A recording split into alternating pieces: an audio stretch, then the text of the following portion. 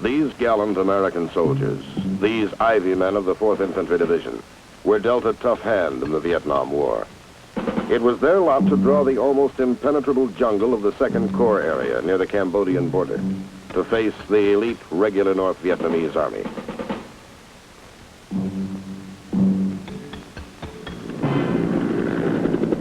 Assigned to a narrow corridor honeycombed with North Vietnamese units operating all the way from the Cambodian border to the coastal plain of South Vietnam, the courageous Ivymen carried the war to the enemy and faced him toe-to-toe for a slug-out that ended in triumph for the 4th Infantry Division and a greatly expanded area of influence for the 2nd Corps.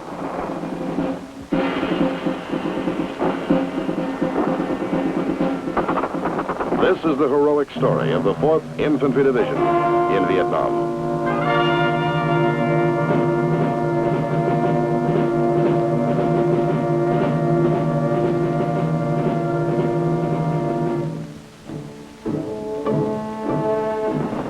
During 2 earlier wars, the 4th Division had built a solid tradition of courage and the capacity to overcome the enemy.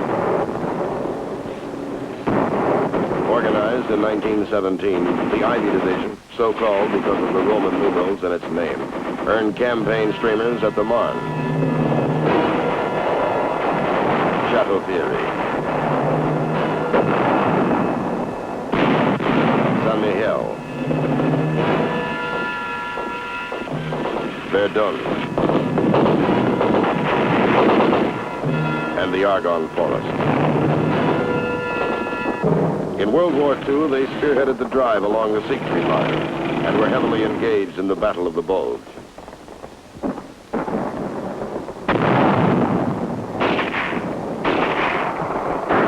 They were the first to smash ashore on Utah Beach.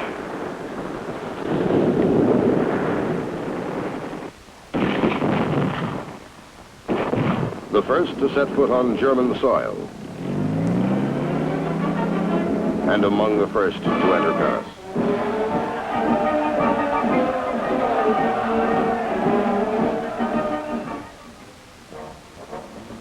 And now the 4th Division was in action again, this time in Vietnam. In the summer of 1966, more than 3,000 men of the U.S. 4th Infantry Division arrived in Quy Nhon, on the coast of South Vietnam, to continue the American buildup in that beleaguered country. As the advance contingent stepped ashore, they were welcomed by the Vietnamese and by their commander, General William C. Westmoreland.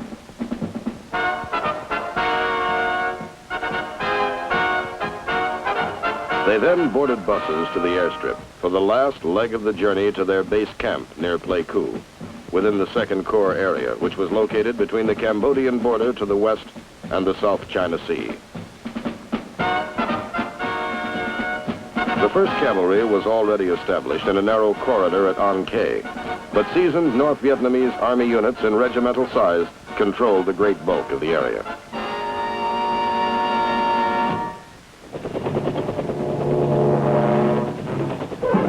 The Central Highlands, difficult terrain made up of jungle, mountains, and waterways with the highest incidence of malaria in Vietnam. This was the lot of the 4th Division.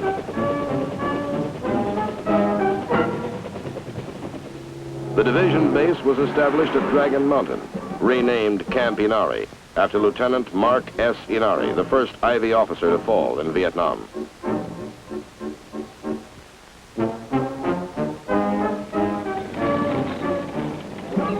The rainy season was just beginning, and operations were severely hampered.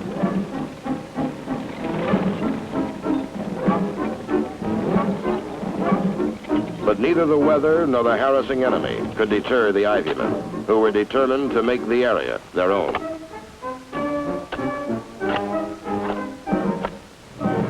The engineers arrived with the division's advance party and quickly began to carve at the base of Dragon Mountain in what would soon become a city in the jungle.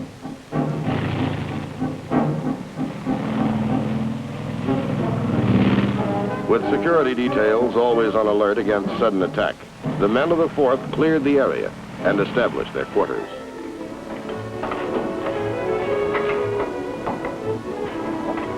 Mortar-proof bunkers and fortifications were built.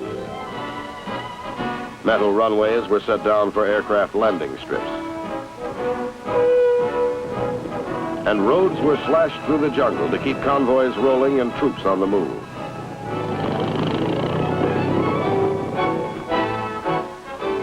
Within little more than a year, the Ivy Division base camp contained more than 900 buildings.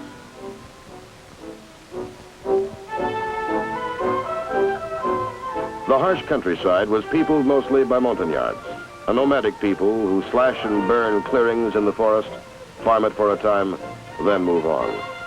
Harassed and terrorized by the Viet Cong, these simple folk fell victims of a time and circumstance they could not fathom.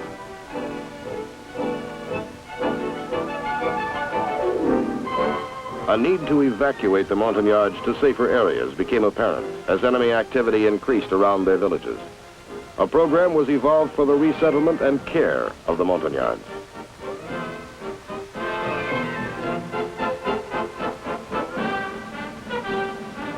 In each move, the entire village was lifted bodily, huts, belongings, and all, and transported to a more secure location.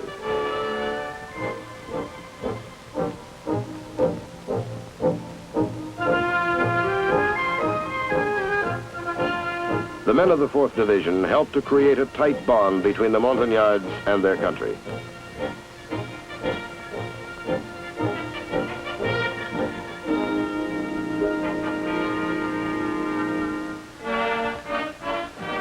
Ivymen swept through the steaming jungle near the Cambodian border, seeking to block North Vietnamese regiments who periodically dashed across the border in hopes of a quick victory.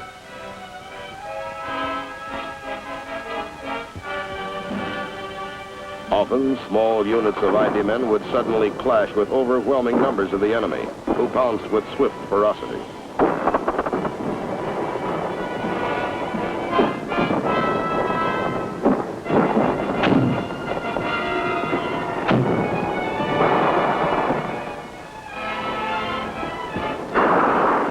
When the big guns of the 4th were called in for support, and the heavy lead began to fly, the North Vietnamese Army, the NVA, disengaged as quickly as they had appeared.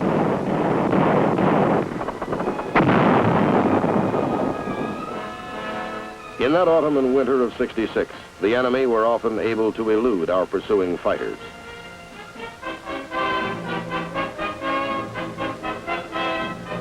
We hit them from the air.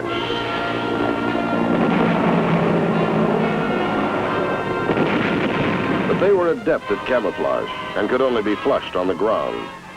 But if that's what it took, the Ivymen were ready.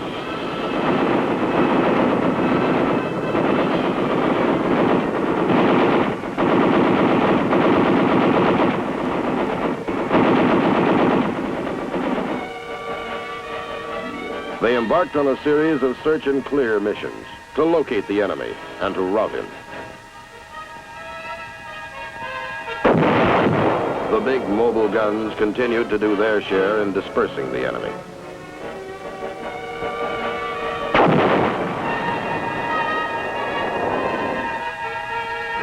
In operations like this and similar actions in early '67, the powerful partnership of heavy mobile guns and Ivy infantry combined to pin down large enemy units and methodically beat them into the ground. Operation Sam Houston grew out of an attempt by the Viet Cong to interrupt work on a vital road being built from Pleiku to a special forces camp near the Cambodian border. The road building crew had been the target of numerous mortar attacks and the scene of violent firefights.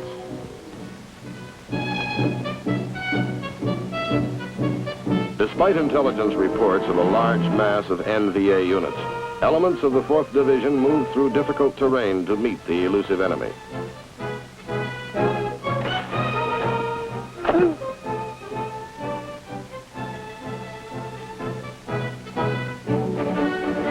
There were few landing zones in the dense jungle, and areas had to be cleared before resupply ships could bring in supplies and take out the sick or injured.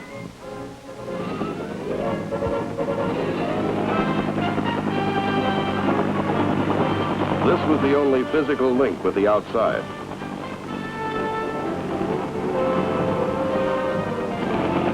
Choppers were called in for all types of assignments. Top priority went to combat assault missions.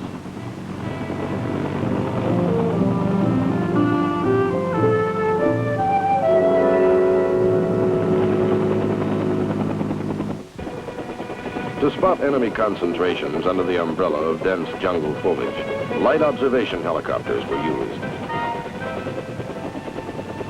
Once they located the enemy, the light spotters called for their big brothers, the heavily armed Huey gunships. These choppers pack an impressive resource of firepower.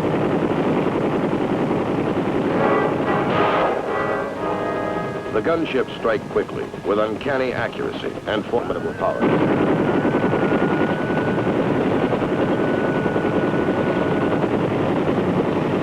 Their presence on the scene was welcomed by the ground troops below, who moved in quickly to exploit the gunship attack. For the NVA, this technique was a costly experience, resulting in a great loss of men, installations, and equipment.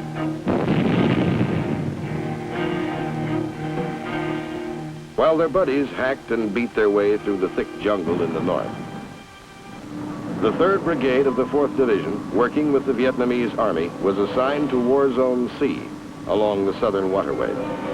In the winter of '67, this task force spearheaded the action in Operation Cedar Falls.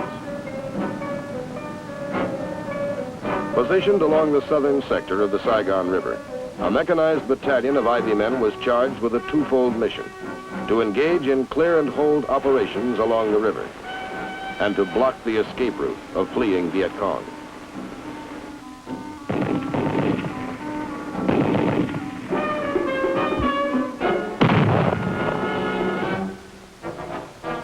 As so often happened in the course of their mission, Ivymen uncovered a rich cache of rice left behind by the VC, which was airlifted out for distribution to the South Vietnamese.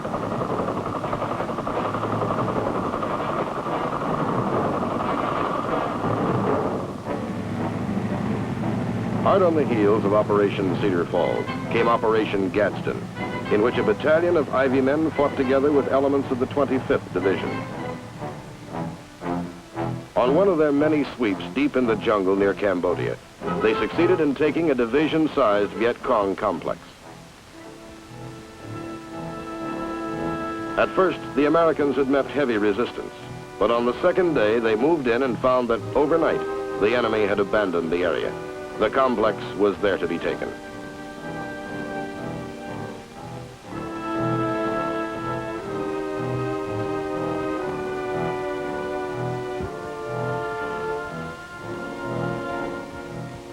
At the same time, within the 2nd Corps area, the 4th Division concentrated on expanding its area of influence. With determination and tenacity, they hit the enemy with tremendous firepower.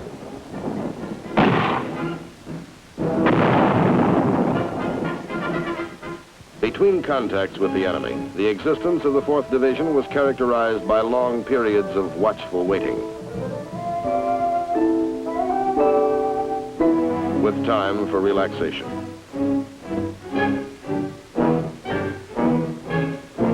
And time to do the hard work that needed doing.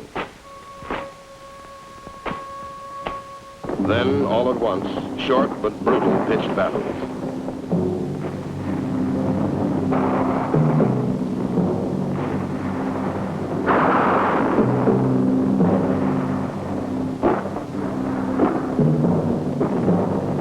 And that was the pattern until, in April of 1967, the 1st and 2nd Brigade moved into Operation Francis Marion, while operating from bases nicknamed Jackson Hole and the Oasis.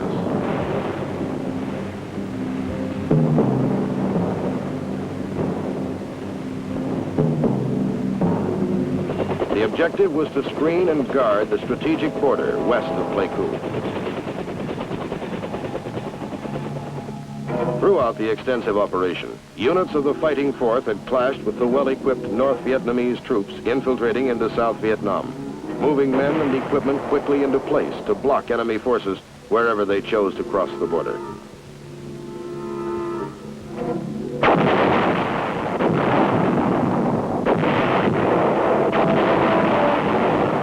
During the operation, massive artillery was employed. More than 400,000 rounds hit the enemy where it hurt.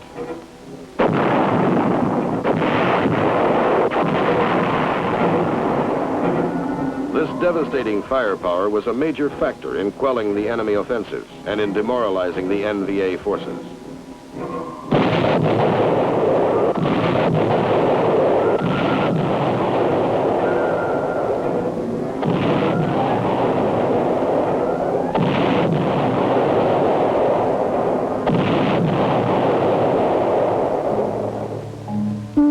While the rest of the division enjoyed the successes of Operation Francis Marion, the Ivymen of the 3rd Brigade swung into Operation Cook. Convinced that most of the villages and hamlets in the area around Dak To were either Viet Cong or sympathetic to them, the 3rd Brigade undertook an intensive search operation. Countless tunnels and holes in the area turned up Viet Cong supplies and prisoners. But along with the spoils, the Ivymen had to pay a price for victory.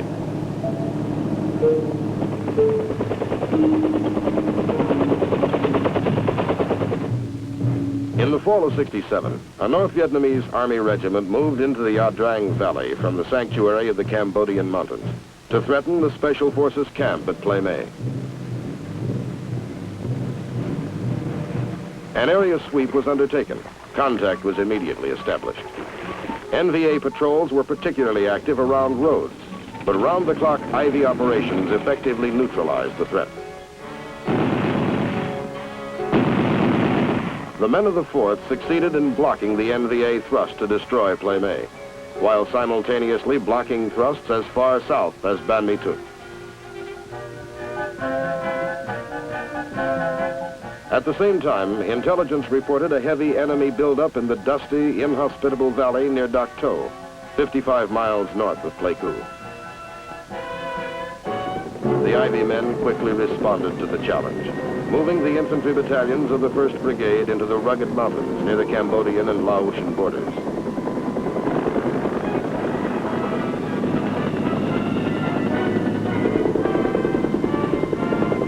They found the enemy dug in along all major terrain features. True to their tradition of courage and daring, the men of the 4th worked their way up enemy-held hills.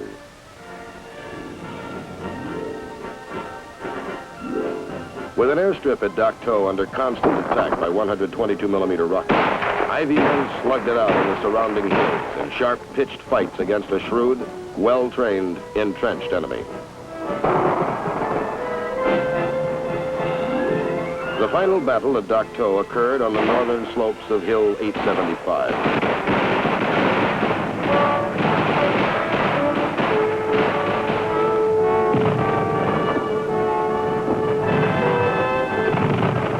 And on Thanksgiving Day, in the 5th and final day of the assault, they hit the hill continuously with airstrikes.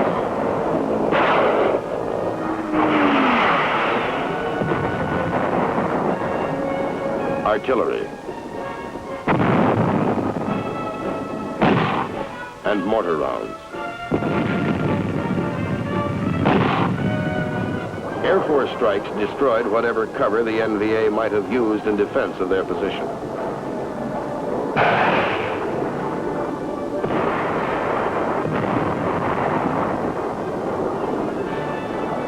Against all odds, Ivymen air assaulted Hill 875, cutting off a vital supply and withdrawal route for the North Vietnamese. In doing so, the Fighting Fourth proved they could win a major confrontation with NVA regulars.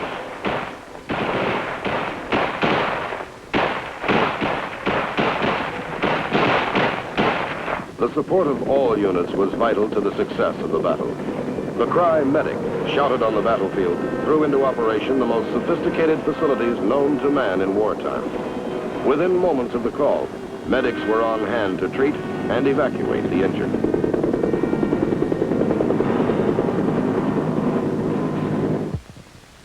During the Battle of Dak To, the Ivymen fought against 5 North Vietnamese regiments.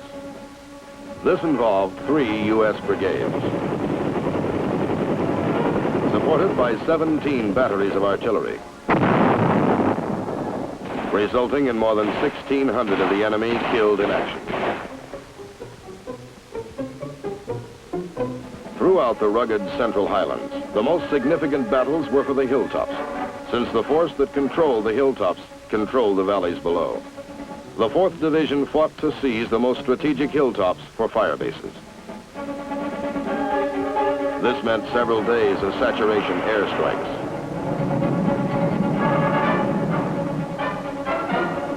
And artillery fire.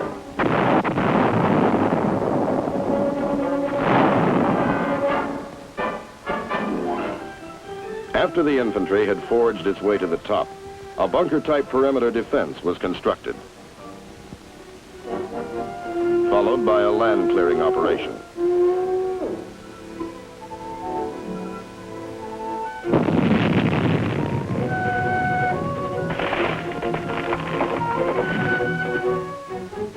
When completed, the hilltop was a barren, dusty knob protruding from the valley floor. But even then, the area was by no means secure and had to be defended against enemy assaults.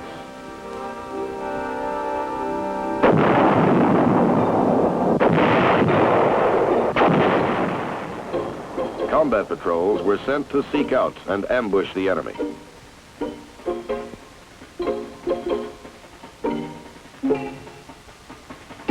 Forward observers pinpointed enemy positions for IV artillery.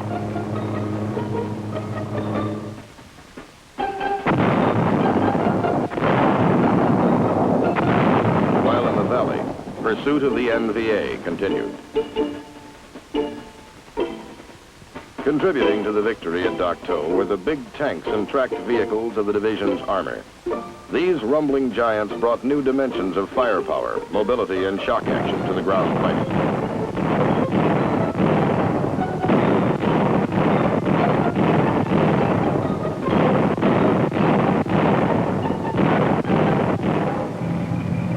A Viet Cong ambush on a convoy was abruptly turned into a rout when tanks and armored personnel carriers moved into action. In short order, they had the enemy on the run.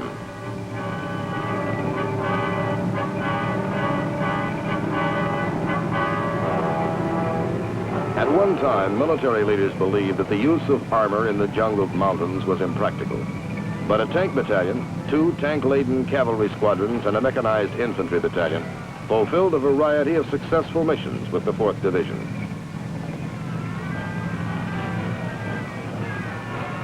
These included search and clear, fire support,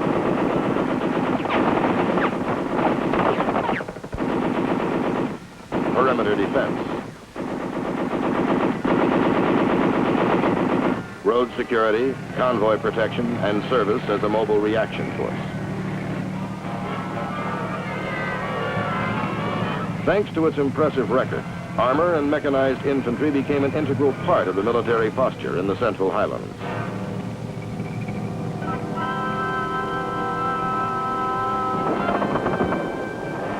The month-long Battle of Dak To, part of Operation MacArthur, was the turning point for the 4th Division in the 2nd Corps area. But they continued to fight the enemy wherever they found him.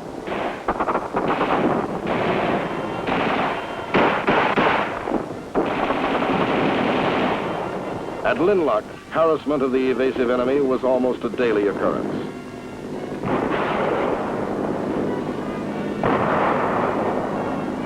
In the Antennae Valley, after lacerating enemy artillery fire, Ivymen were sent out to engage an NVA force of battalion strength. Again, the phantom enemy evaporated when surprise and favorable odds were not his, leaving behind considerable arms and equipment.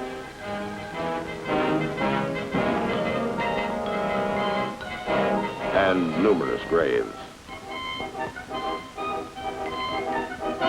In the Antennae Valley, too, a vital landing zone had to be secured so that needed communications equipment and supplies could be flown in.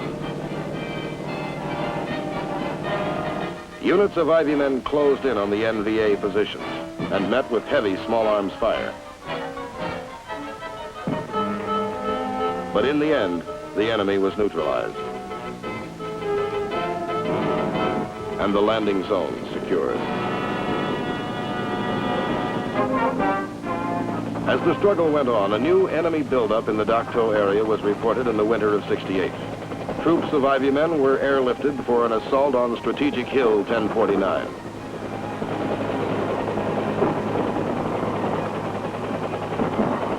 Wave after wave of helicopters lifted the fighting men into the assault. Moving with the precision of a well-integrated combat force, the seasoned Ivymen forged their way through enemy-held positions and took the hill in 5 sorties.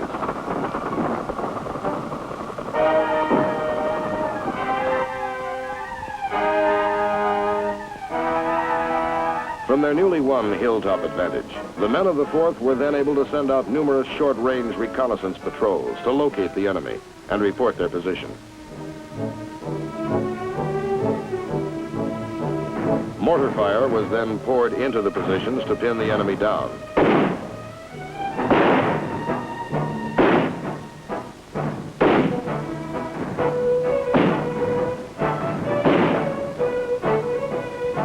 AH-1G Huey Cobras swept in with rockets and raking machine gun fire.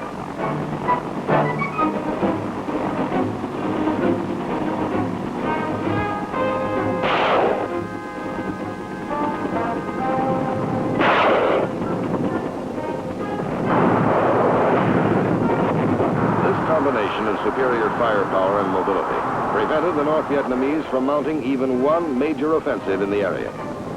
Thanks to the short-range reconnaissance patrols and their supporting units, threat after threat to the 4th Division area was eliminated.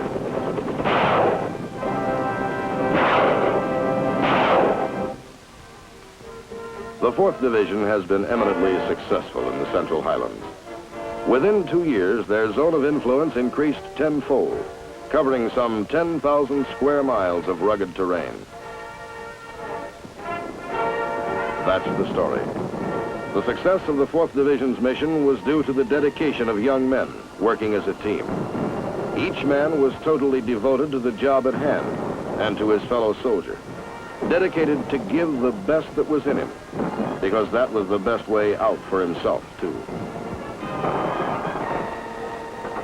The 4th Division, answering its 3rd call to arms, saw its duty in Vietnam's Central Highlands and did it with dignity and distinction.